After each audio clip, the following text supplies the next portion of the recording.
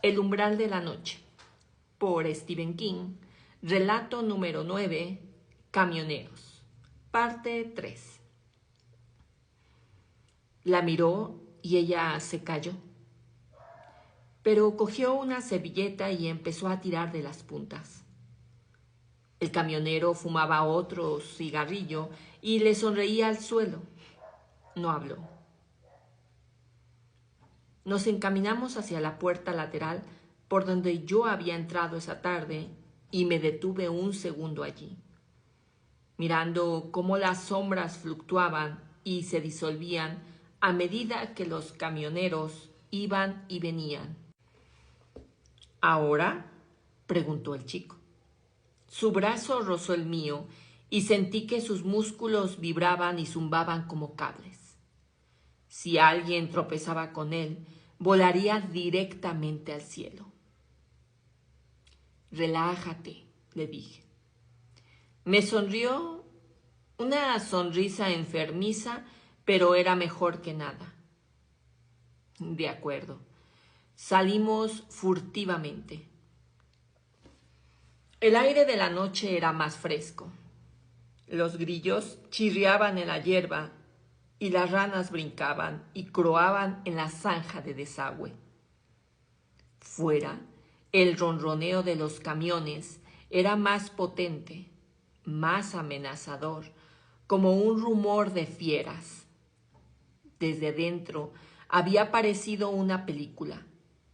Allí afuera era algo real, que podía desembocar en la muerte.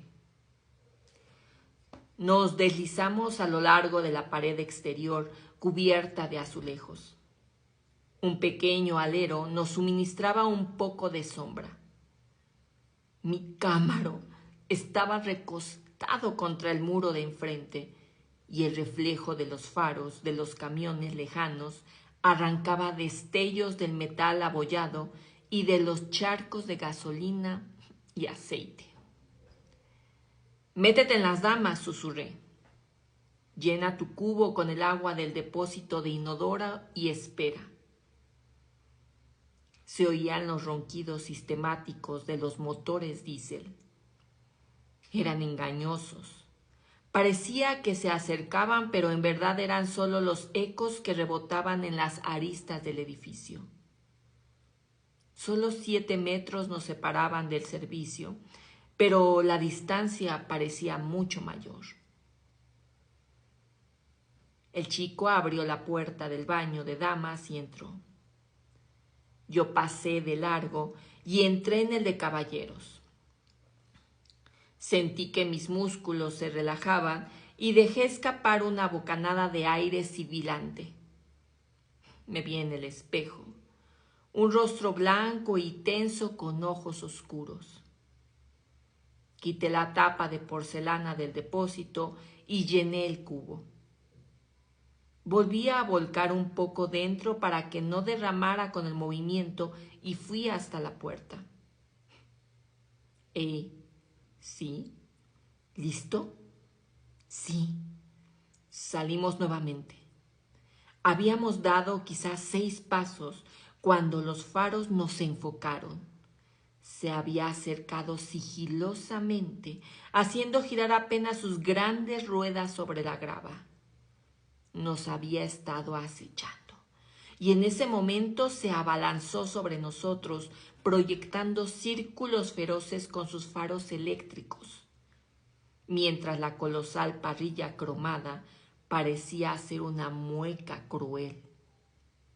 El chico se petrificó, con el horror reflejado en el rostro, la mirada perdida, las pupilas reducidas a puntas de alfiler.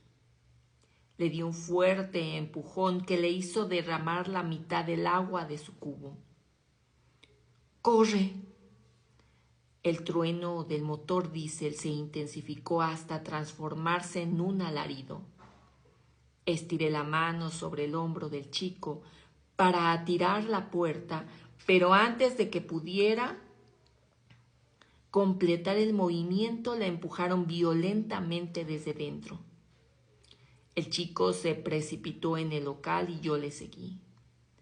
Miré hacia atrás y vi que el camión, un Peterbilt de gran cabina, rozaba la pared exterior de azulejos, arrancando enormes fragmentos mellados de revestimiento, y a continuación el guardabarros derecho y los ángulos de la parrilla embistieron la puerta todavía abierta, despidiendo una lluvia de vidrio pulverizado y desgarrando las bisagras de un acero como si en realidad fuera de papel de seda.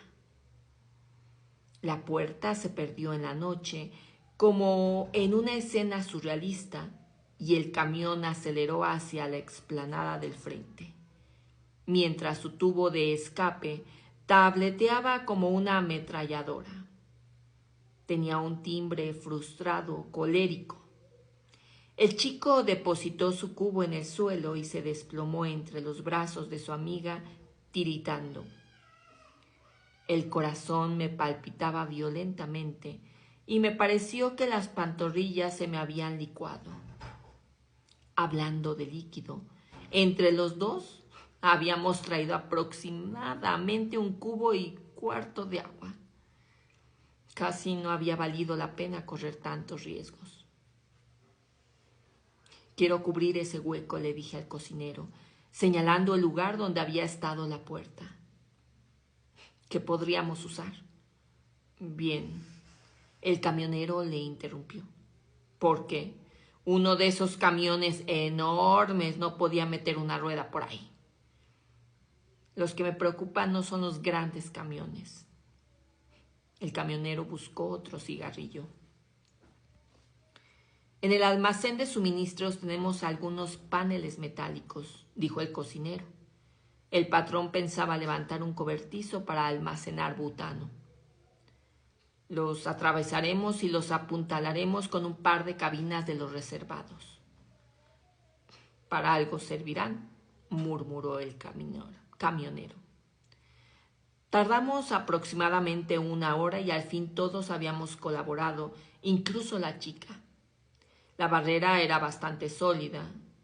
Por supuesto, si algo embestía a toda velocidad, de nada serviría que fuera bastante sólida. Eso era algo que todos sabíamos. Aún quedaban 3 cabinas alineadas a lo largo del ventanal y me senté en una de ellas.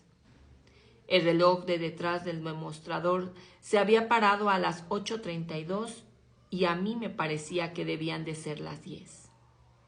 Fuera, los camiones roncaban y gruñían. Algunos partieron para cumplir misiones desconocidas y otros llegaban. Ahora había 3 camionetas que se paseaban con aires de importancia entre los hermanos mayores. Empecé a adormecerme y en lugar de contar borregos, conté camiones. ¿Cuántos había en el estado? ¿Cuántos había en todo el país? Camiones con remolque, camionetas, camiones de plataforma, furgones de mudanzas, camiones de 3/4 de tonelada, decenas de miles de camiones de convoys del ejército y autobuses. La pesadilla de un autobús urbano, con 2 ruedas en la cuneta y las otras 2 sobre el pavimento, lanzando a toda velocidad y puestos a barrer peatones aullantes que caían como un juego de bolos. Me libré de la pesadilla y caí en un sopor ligero, sobresaltado. Debían ser las primeras horas de la madrugada cuando Snodgrass empezó a gritar. Se había levantado una delgada luna nueva que brillaba glacial entre un alto manto de nubes. Se había sumado un nuevo traqueteo que producía un contrapunto con el rugido gangoso. Cansino, de las moles mecánicas. Miré para comprobar de qué se trataba y vi una enfardadora de heno que daba vueltas alrededor del cartel oscuro. La luz de la luna se reflejaba sobre las agudas púas giratorias de su prensador. Volvió a oírse el grito que llegaba indudablemente de la zanja de desagüe. ¡Auxilio!